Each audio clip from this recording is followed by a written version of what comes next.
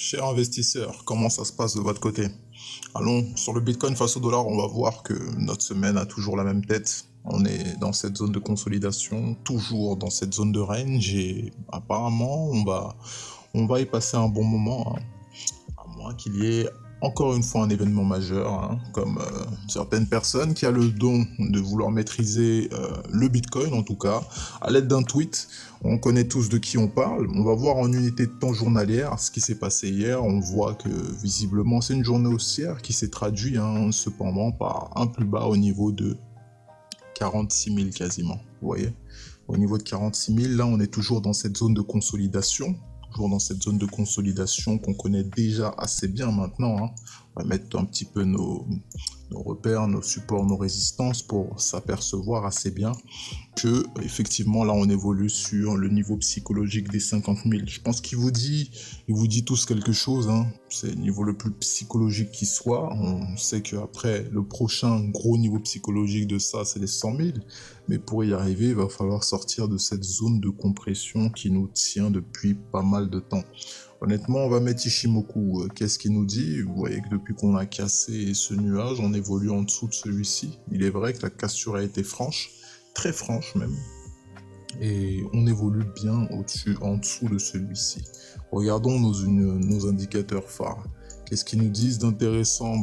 On a une oscillation constante, mais qui n'est pas vraiment claire. Actuellement, on a simplement la représentation de ce chandelier puissant là, qui témoigne en fait des histogrammes négatifs qui veulent se présenter, se manifester au niveau du MACD. On voit même que l'indice de force relative nous mène progressivement en dessous de 50. Donc on constate effectivement l'établissement de la baisse, la considération de la baisse par les indicateurs, mais encore une fois de plus, tant qu'on n'a pas cassé le niveau fort hein, des 45 000, soyez-en clair que nous sommes toujours bien présents, d'autant plus que vous voyez, ce chandelier-là, c'est de l'indécision pure. C'est-à-dire qu'on n'est pas acté encore. Il n'y a rien qui est fait.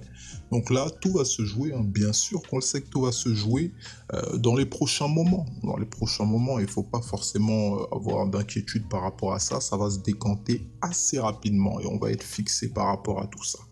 Unité de temps 4 heures. Vous apercevez aussi clairement que là, la baisse actuellement ne fait que traduire une zone de consolidation, hein, on est autour de 48 000, 51 000, on est actuellement dans cette zone de consolidation. Une belle petite consolidation depuis hier.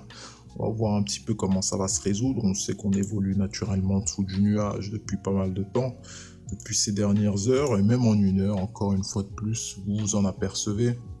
C'est tout simplement la traduction de manière plus précise de ce qu'on voit dans les unités de temps supérieures. Allons alors sur l'Ethereum face au dollar.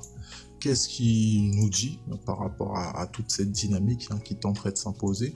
Déjà en unité de temps 1 heure, la baisse elle est moins prononcée encore une fois de plus, même si on assiste à une dynamique baissière, hein, en unité de temps 1 heure, bien entendu, on assiste effectivement à ce petit retournement qui se traduira, on va le voir, hein, dans les unités de temps supérieures, par tout simplement de la consolidation, encore une fois. Là, ce que vous pouvez voir même en unité de temps 4 heures, c'est qu'on effectue actuellement un rebond au niveau du nuage Ishimoku.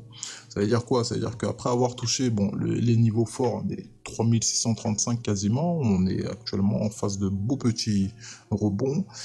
Il faut être clair que si on vient à casser encore une fois de plus les niveaux forts des 3850, et qu'on vient par la même occasion à casser la Tenkan et la Kijun en même temps, signal haussier. Il ne faut même pas chercher midi à 14 heures, c'est un signal haussier très puissant, puisque ça témoigne en fait d'un regain de dynamique haussière et qui devrait donc continuer dans l'avenir. Donc allons même en unité de temps journalière, vous vous apercevrez naturellement qu'on est toujours au-dessus du nuage, mais de manière conséquente, c'est-à-dire que il y a un écart énorme entre le nuage et le prix en lui-même, qui témoigne encore une fois de plus de la verticalité du marché. Ça, je pense que c'est assez évident, et surtout de la force qui est toujours présente. Donc certes, petite respiration, hein, depuis 2 jours là, petite respiration de l'Ethereum. Effectivement, on assiste certes là actuellement à un rebond, un beau petit rebond là qui devrait nous ramener en tout cas sur les 4000. 4000, c'est les niveaux qu'on va essayer d'aller chercher aujourd'hui. Si on souhaiterait se diriger par la hausse, les acheteurs donc chercheront à aller naturellement vers les 4000. Si c'est le choix inverse, si les vendeurs décident de reprendre la main, vous savez qu'on a encore une fois de plus le niveau des 3630 qui nous attend. Donc on reste à l'affût par rapport à ça, on sait que c'est des choses qui sont tout à fait envisageables, il ne faut pas forcément prendre le temps de paniquer ou quoi, et on peut même assez rapidement, avec un beau petit Fibonacci, essayer de déterminer quelle petite target semblerait ma foi probable dans les moments à venir. Alors, dans un premier temps, vous avez naturellement 4900, 5000 par extension qui devrait venir assez bien à notre portée si on vient à casser les derniers plus hauts. Et bel et bien, ça c'est assez clair et assez évident. Ceci dit, si on peut prendre également l'indicateur d'une autre manière si on essaye de travailler à la baisse. Vers où est-ce qu'on pourrait se diriger? On va tout simplement travailler de cette manière, d'accord? Voici ce qui pourrait se passer. Dans un premier temps, on irait donc chercher les 161.8 de Fibo, ça correspondrait globalement aux 3200. Ça tombe bien, ça correspond à notre dernière zone de consolidation. Donc ceci dit, ça nous étonnera pas forcément si on revient travailler vers ces zones-là. Ce qui est tout à fait probable encore une fois. C'est vrai que l'Ethereum a fait une magnifique hausse, mais une respiration, encore une fois de plus, ne fera qu'ajouter encore une fois de plus l'état sain de la tendance actuelle dans lequel il se trouve. Donc encore une fois, là on voit deux scénarios assez distincts sur l'Ethereum face au dollar.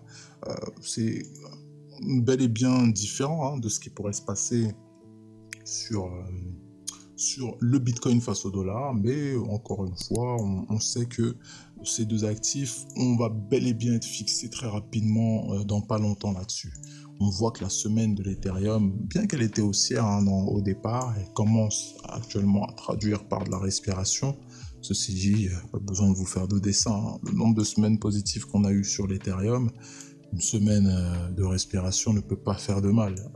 Il faut être clair par rapport à ça.